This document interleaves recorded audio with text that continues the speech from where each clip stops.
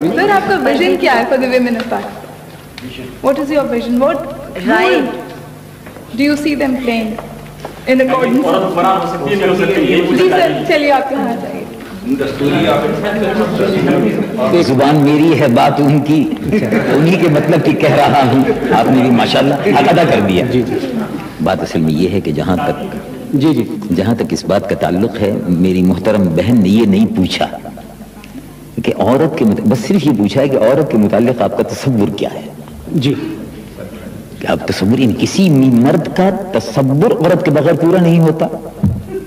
सियासत में आपने पहले अर्ज किया कि ये सियासत में तो इतनी इम्पोर्टेंट है कि हमको वोटर लिस्ट जो देखनी पड़ती है तो उसमें हमें महसूस होता है कि आधे मर्द हैं और आधे औरतें हैं, तो वो तो उनके वोट्स के बगैर तो कामयाब नहीं हो सकते।